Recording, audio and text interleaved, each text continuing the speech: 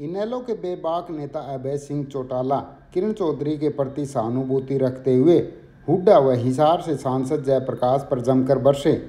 बता दें कि विधानसभा चुनाव की तैयारी में जुटे अभय सिंह चौटाला भिवानी में कार्यकर्ताओं की बैठक लेने पहुंचे थे, जहां उन्होंने किरण चौधरी का बचाव करते हुए कांग्रेस भूपेंद्र सिंह हुड्डा जयप्रकाश पर जमकर हमला बोला, लेकिन जेजेपी का जिक्र आते ही चल पड़े। इस दौरान अभय सिंह चौटाला ने बड़ी बेबाकी से कहा कि किरण चौधरी कांग्रेस की सच्ची सिपाही होने के नाते चुप थी, पर अब नहीं। अब भूपेंद्र सिंह हुड्डा को कोई गलतफहमी हो तो दिमाग से निकाल दें। अभय ने हालात बदलकर हरियाणा में सरकार बनाने का दावा किया। अब आप बेबाक नेता अभय सिंह चौटाला को सुने और कमेंट बॉक्स में अपनी राय दें कि अभय ने किरण चौधरी का पक्ष क्यों लिया और हुड्डा व जयप्रकाश के पुराने कांड की याद क्यों दिलाई। लोकसभा का जो चुनाव था ना, उसमें सारे राष्ट्रीय मुद्दे थे। विधानसभा का चुनाव अलग तरह का होता है। इस लोकसभा के चुनाव में किसी पार्टी को ये गलतफहमी हो कि हम राजनीतिक तौर पे मजबूत हो गए, तो वो उनको अपने दिमाग से निकाल देना चाहिए। गठबंधन के प्रत्याशियों को लोगों ने वोट दिया, उसमें सारी पार्टियों के लोग थे भाजपा को छोड़ करके। लेकिन विधानसभा के चुनाव के अंदर लोग जो है बहुत सोच समझ करके अपना मतदान करेंगे। कांग्रेस अगर मजबूत होती तो फिर कांग्रेस में भगदड़ नहीं मचती। मैं ये मानता हूं किरण चौधरी का तो कांग्रेस का छोड़ना इसलिए संभावित था कि उसको राजनीतिक तौर पे कमजोर किया जा रहा था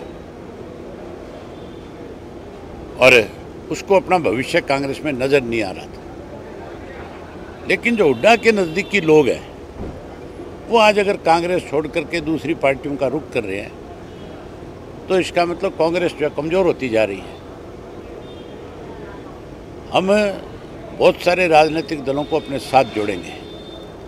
हमने चौधरी रामपाल माजरा जी की लीडरशिप के अंदर एक कमेटी बनाई है, जो अलग अलग पार्टियों के नेताओं के साथ प्रदेश स्तर पे पहले चर्चा करेंगे और पहले उनसे प्रदेश स्तर पे सारी बात करेंगे। प्रदेश स्तर पे चर्चा करने के बाद नेशनल स्तर पे उनके नेताओं से जब बात करने का समय आएगा, तो मैं समय माजरा जी को साथ लेकर के जाऊंगा और उन सब नेताओं से बातचीत करेंगे। इंडिया गठबंधन जो है वो सिर्फ लोकसभा के लिए था, वो विधानसभा के लिए नहीं। विधानसभा में हम नए समीकरण बनाएंगे और हर हालत में नए समीकरण के साथ प्रदेश में सरकार बनाएंगे। सर, हरियाणा सरकार का आधार अल्पमत में, इसके बावजूद राज्यपाल से मिलते हैं हुड्डा, लेकिन कहते हैं कि सरकार गिराने के लिए वो नीतियां कई और। हुड्डा लगातार भाजपा की मदद कर रहा है। आप मुझे एक चीज बताओ, राज्यपाल को जाकर के कहता है सरकार अल्पमत में है, विधानसभा के अंदर सरकार के खिलाफ अविश्वास प्रस्ताव लाता है। अब राज्यसभा का चुनाव आ रहा है तो कह रहा हम चुनाव नहीं लड़ेंगे। अगर सरकार अल्पमत में है तो कांग्रेस सबसे बड़ी पार्टी है। हुड्डा सब नेताओं के साथ बात करें, सारे विपक्ष को इकट्ठा करें और चुनाव लड़ो। अगर विपक्ष के लोग ना साथ दें, फिर हुड्डा कहीं ये कहे कि भाई ये तो भाजपा की मदद करे। भाजपा की मदद हुड्डा खुद कर रहा है लगातार। इस राज्यसभा के चुनाव में भी खुले रूप से भाजपा के साथ नजर आएगा। सर, इसी बात पर आज उन्होंने उठाने कहा कि नई बात नहीं सुनी किरण की आपने आज की। आज उसने एक बात कही है, जो बात मैं लंबे समय से कह रहा था कि हुड्डा जो है भाजपा के साथ मिला हुआ है।